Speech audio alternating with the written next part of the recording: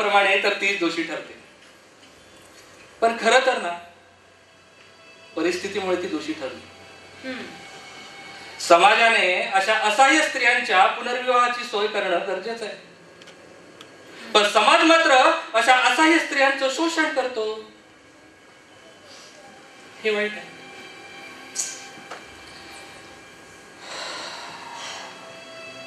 फारच वाईट वाटतं तिच्याबद्दल. पण आता मला एक प्रश्न पडला. काय हो? मी तिला हे सांगू का नको? गर्भ कुणापासून राहिला हे विचारण्याचा तर मला काहीही हक्क नाही, आणि मी ते विचारणारही नाही. पण पोटात गर्भ होता हे सांगू का नको? मला वाटतं ना तुम्ही तिला नका सांगू. अहो, सांगून आणि नाही सांगून परिस्थिती बदलणार आहे का? कोणत्याही गोष्टीवर कसलाच परिणाम होणार नाही. अहो, तिच्याबद्दल विचार करून करून आपल्याच डोक्याचा कसा भोगा झालाय बघा. कशाला त्या बिचारीला त्रास? तुम्ही ठरवा तुम्हाला काय करायचं, पण तुमचं आणि तिचं काय बोलणं होतं ना हे मला नक्की सांगा. खूपच कुरबुर लागली आहे मनाला. तसं तुझंही बरोबर आहे म्हणा. डिस्चार्जच्या आधी मी तिच्याशी सविस्तर बोलणारच आहे, त्यावेळेस बघूया. मी राहुलला जाऊन येतो. लवकर या. तू वाट पाहू नकोस, जेवून घे. ठीक.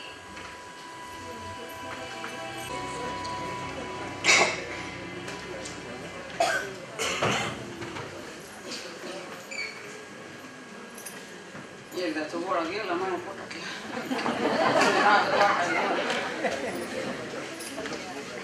आता सुट्टी घेऊन कधी घरी जाते. डॉक्टर आले म्हणजे जाते.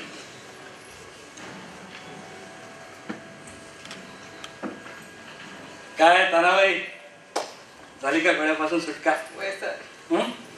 टाकीशी कोरडे निघाले. हा, बघायचंय तुम्हाला तो गोळा? नका नका, मला काय दाखवू नका साहेब. गोळा माझ्या काळजाला भिडला होता. आता मला लई नादर वाटायला बघा, एकदम हलकं पतून.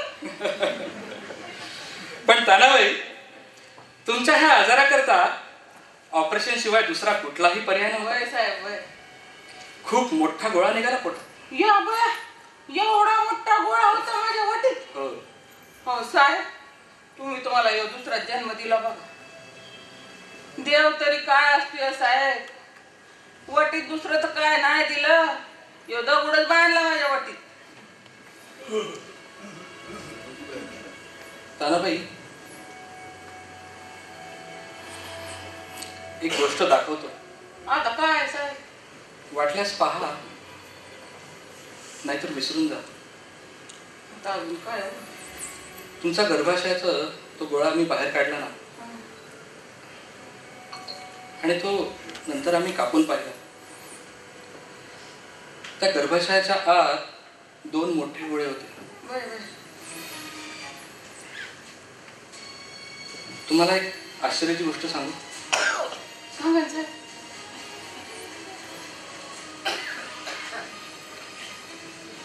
सांगू? अहो सांगावं. त्या 2 गोळ्यांच्या मध्ये एक गर्भही होता. गर्भ? हो. अहो साहेब, गर्भ होता? बघायचं? हाय का ठेवलं मला तुम्ही ते? साहेब मला दावा साहेब. साहेब, गर्भ? अरे देवा, काय तुझी लीला रे.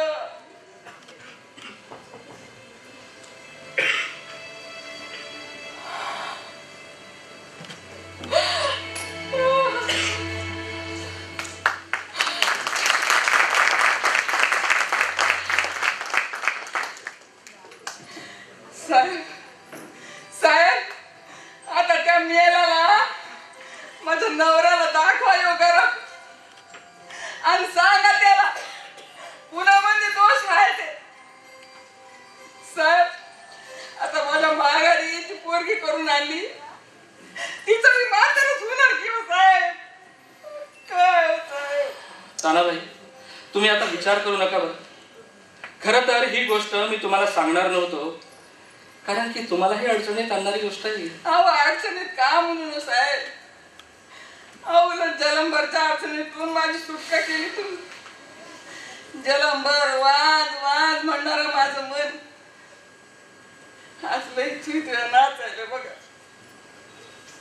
अहो आता या समाजाचं मला काय बी ध्यान नाही बघा. पण लोक उगाच शंका घेतात ना तानाबाई. लोकांचं काय सांगायचं साहेब. लोक पायी बी चालू देणार आणि घोड्यावर बी बसू देणार. साहेब माझं माय बाप तुम्ही काय मला विचारलेलं नाही, पण मी सांगते माझी जमीन कसणाऱ्या लहान घेतो गरम आहे. साहेब सासर तरी तर मला हाकलून दिलं, त्याने आसरा तरी दिला.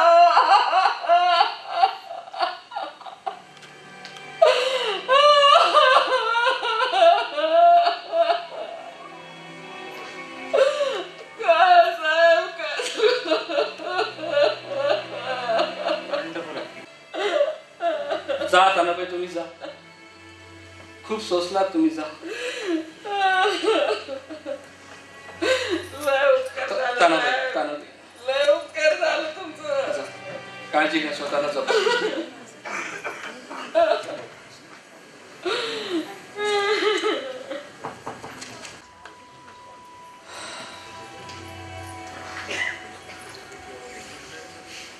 जशी जशी ही केस माझ्या हातात आली, एकेका प्रश्नांनी माझं मन सुन्न होत गेलं. समाजात अशा शेकडो तानाबाई दुर्दैवी नशिबाच्या फेऱ्या धडकल्यात आणि हाल भोगतात.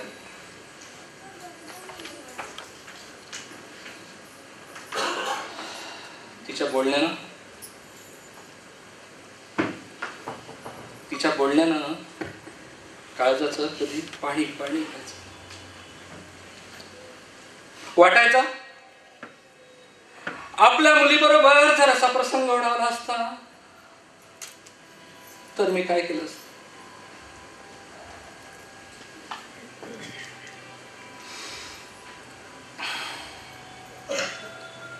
काचेच्या बरणीतला गर्भ पाहतानाचे तिचे ते लकाकणारे डोळे मी कधीच विसरू शकत नाही.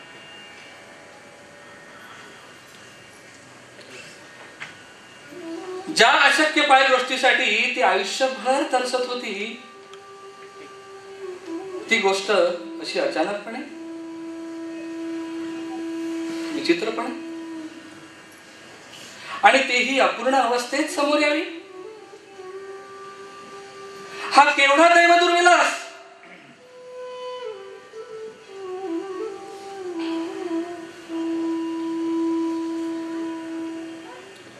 आपण आई झालो आहोत या कल्पनेने ती भारावून गेली होती. तानाबाई नावाचं अथांग मातृत्व मी तिच्या डोळ्यात पाहिलं होतं. नीती अनिती काय असते, पाप काय आणि पुण्य काय कधी समजलंच नाही. कोण पाप करतं आणि त्याची ओझी कोण आणि कशासाठी वाहत कधी कळालंच नाही. पण समाज मात्र अशाच निरपराध लोकांना दोषी ठरवतो.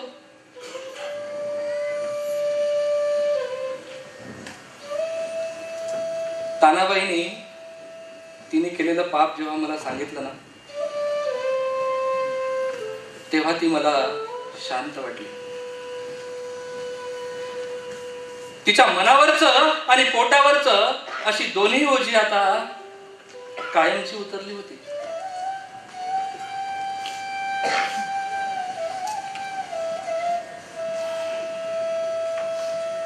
खरं सांगू, ती मला आता एका निरभ्र आभाळासारखी वाटत होती. अगदी निष्कलंक निष्कलंक निष्कलंक.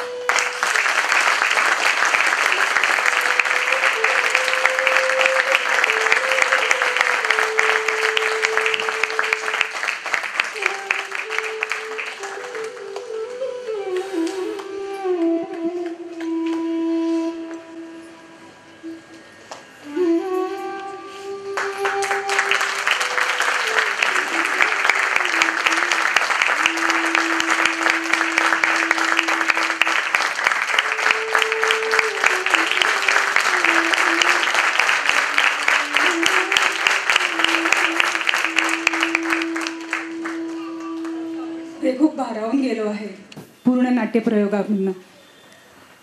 ह्या नाट्यप्रयोगावर आता आजचे प्रमुख पाहुणे दळवी मॅडम आणि महाजन सर हे मनोगत व्यक्त करतील. पहिल्या प्रथम मी विनंती करते महाजन सरांना त्यांनी स्टेजवर यावं. आणि हा प्रसंग माझ्या समोरून तर कधी गेलेलाच नाहीये, पण आज माझंच हे दुःख मला पुन्हा पाहताना माझे डोळे भरून आले. आणि आठवण झाली. खरं म्हणजे मी त्या लहान गावात त्या काळी ऑपरेशन वगैरे करण्याचं काम सुरू करणं ह्याच्याबद्दलच खूप लोक माझ्यावर नाराज होते आणि चिंता व्यक्त करत होते की असं का, इथे कसं चालेल, इथं का होऊ शकेल. पण का कोण जाणे, माझ्या मनाने हे पक्क घेतलेलं होतं. आणि मला असं वाटतं की अशा गोष्टी आपण का करतो. एकदम असं खेड्यामध्ये जाऊन काही बाकीच्या सोयी नसलेल्या ठिकाणी असं धाडस का केलं. तर मला असं वाटतं की घरचे संस्कार, आमच्या समाजसेवेचं हे घेतलेले वडील, आमच्या घरामध्ये बाकीचे चांगले भाषेचे संस्कार, आज माझे वडील भाऊ इथे उपस्थित आहेत, ही माझ्या दृष्टीनं अत्यंत मोलाची आणि आनंदाची गोष्ट आहे. ह्या संस्काराचं बीज आतमध्ये मनात होतं. आणि पुढच्या काळामध्ये शाळेपासून मिळालेले सगळे शिक्षक, मेडिकल कॉलेजमध्ये सुद्धा आम्हाला लाभलेले आमचे गुरुजन, आज त्यापैकी त्या गुरुजनापैकी एक महत्त्वाचे गुरु डॉक्टर R.P. भागवत हे आज इथं उपस्थित आहेत. हीही माझ्या दृष्टीनं अत्यंत आनंदाची अशी गोष्ट आहे. या सगळ्या संस्कारातून रोग्याच्या बद्दलच्या भावना आपणहून मनात तयार होत गेल्या. आणि त्यातून एक गोष्ट अशी आहे की माझ्या लहानपणी, म्हणजे मी 8वी 9वीत असताना एक आमच्या शेतगाड्याचे मुलगी बाळणपणात आडली आणि तिला घेऊन मी डॉक्टर भालचंद्र होते, आम्ही त्यांच्याकडे गेलो. आणि ते असं म्हणाले की इथे हे कसं काय करायचं. तर आमचा शेतगडी म्हणाला की काय जे तिचं व्हायचं असेल ते इथेच तुम्ही करा, कसंही करा. आणि डॉक्टर भालचंद्र यांनी पैठणमध्ये त्या साली 1957 किंवा 58 साल असेल, त्या काळामध्ये कंपाऊंडरच्या मदतीनं इथरचा ॲनेस्थेशिया वापरून त्या काळामध्ये सिझेरियन्स ऑपरेशन तिथं केलं. मी 9वीत होतो आणि एक मोठा टॉर्च माझ्या हातात दिलेला होता आणि बाकीच्या तिघांच्या हातामध्ये 3 टॉर्चेस होते. त्या उजेडामध्ये केवळ 20-25 मिनिटात डॉक्टर भालचंद्रांनी ते ऑपरेशन केलं. तो मुलगा आता 55-60ला आलेला आहे, तो जगलेला. तर हे बीज होतं. आणि मला असं वाटतं की पुढे फार काही वर्षानंतर मी अनुराधा नावाचा सिनेमा पाहिला. त्यामध्ये बलराज साहनी या नाट्यानं केलेल्या खेड्यातल्या डॉक्टरचं, चांगला शिकलेला सर्जन वगैरे असलेल्या डॉक्टरचं काम, ते माझ्यावर कायमचं परिणाम करून गेलं. आणि मला वाटतं हे बीज माझ्या मनात उगवलं. नंतर आणि खूप अपुऱ्या सोयीमध्ये सुद्धा आम्ही हे ऑपरेशन करू शकलो. केवळ एका 500 बाय म्हणजे 500 स्क्वेअर फुटामध्ये 4 भाग करून, ज्याच्यामध्ये 2 बाजूला भिंत आहे आणि 2 बाजूला प्लायवूडचं पार्टिशन आहे, तिथे फ्युमिगेशन आम्ही करून ते ऑपरेशन थिएटर तयार केलं. लाईट नव्हता चांगला, तर लाईटसाठी आम्ही तिथे एक आपलं साधं जे टोपलं असतं त्याला आतून व्हाईट पेंट केलेलं आणि मोठा बल्ब लावलेला, तो दिवा वापरायचो. तो दिवा यासाठी वापरला. एक मी याच्यापूर्वी शेवगाव इथे काम करत होतो, तिथले BAMS ॲनेस्थेटिस्ट डॉक्टर बोलावले मदतीला, आणि दुसरे मदतीला बोलावले ते डॉक्टर सासवडे. हे त्यावेळेला मला त्या शस्त्रक्रियेमध्ये यांची मदत झाली आणि आम्ही तिघांनी मिळून साधारण त्याच्यापूर्वी सकाळीच मी औरंगाबादला आलो आणि लाकडाच्या भुशाने भरलेल्या डब्यामध्ये एकबोटे मॅडमकडून 2 ब्लड युनिट्स घेतली. ती त्यात घेऊन आम्ही तिथे गेलो. ती ऑपरेशनच्या वेळेला वापरली आणि सगळं व्यवस्थित पार पडलं. आणि सगळं संपल्यानंतर आम्हालाच खरं वाटेनं, वास्तविक ते स्पेसिमन असं होतं काढलेलं स्पेसिमन मेडिकल कॉलेजला देण्यासारखं होतं. पण त्याच वेळेला काहीतरी कुठल्या तरी कारणाने गावात दंगल झाली, कर्फ्यू लागलेला होता, आणि कर्फ्यू लागल्यामुळं ते स्पेसिमन नीट प्रिझर्व सुद्धा करता आलं नाही. फॉर्मॅलिन वगैरे टाकून सुद्धा ते बादलीमध्ये बसत नव्हतं. 9-10 किलो वजन होतं सगळं त्या स्पेसिमनचं. आणि ते त्यातलं बेबी आम्ही फॉर्मॅलिनमध्ये ते ठेवल्यानंतर ते तिथून लूज झालं आणि खराब झालं. 4-5 दिवस कर्फ्यू होता. मग फक्त राहिलेलं स्पेसिमन आम्ही वैद्यकीय महाविद्यालयामध्ये इथे दिलं आणि ते बरेच दिवस तिथं ठेवलेलं होतं. ती बाई नंतर तिला डिस्चार्ज झाला आणि त्या बाईनं शेवटी जाताना तिने वाकून नमस्कार केला आणि काहीतरी हातात बोट दिली, ही आमची शेअर नाही घ्या म्हणजे साहेब, तुम्हाला देऊ लागले. आता ती बाई, आता पुढची गोष्ट अशी की ती घरी गेली. खेड्यामध्ये तिची 2.5-3 एकर जमीन होती आणि पुढे मला 2-3 वेळेला ती औरंगाबादला सुद्धा भेटायला आली. आणि एकदा येताना तिने एका फडक्यामध्ये असं बांधलेलं काहीतरी दिलं. म्हटलं काय आहे बाई, तानाबाई याच्यात काय आहे? ते म्हणली काही सोनं नाणं काही नाही. म्हणली साहेब, नाथाच्या दर्शनाला गेले होते, त्याच्यातल्या रेवड्या आणल्या तुमच्यासाठी, आणि त्या रेवड्या तिने मला दिल्या.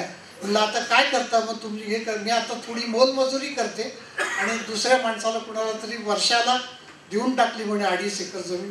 चाललंय म्हणाली. पण 3ऱ्या-4थ्या भेटीमध्ये ती खूप खंगलेली होती. म्हटलं आता काय झालं? बिमारी नाही, काही नाही. बिमारी नाही, काही नाही, पण सगळं आमचं सगळं आयुष्य म्हणली साहेब नासून गेलं.